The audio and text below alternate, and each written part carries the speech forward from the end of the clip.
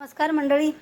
ज्याला आहे ना एक उदाहरण देते, ज्याला आहे ना जी चीज आवडती कशी पण करा छानच लागते, आणि ज्याला आवडत नाही ना किती पण छान हो त्याला चांगली लागतच नाही आहे ती.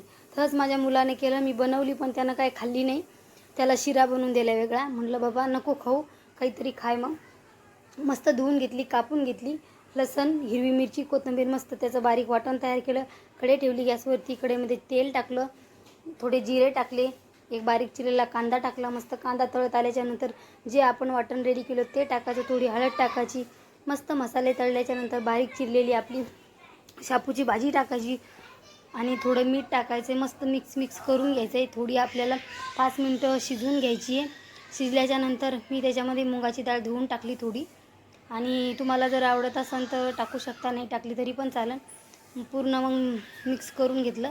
अर्धा ग्लास पाणी टाकलं शिजण्यासाठी. झाकण ठेवून मस्त शिजवून घेऊया, आणि जास्त शिजू द्यायची नाही आपल्याला, थोडीच शिजू द्यायची, दाढी ठेवायची. चला आता झाकण ठेवून आपली भाजी शिजत आली. तुम्ही कधी बनवून खाता आता नक्की एकदा बनवून खा. आणि आमची खूप छान झाली होती. डाळ जास्त शिजल्यावर चांगली लागत नाही, थोडी दाढी शिजू द्यायची.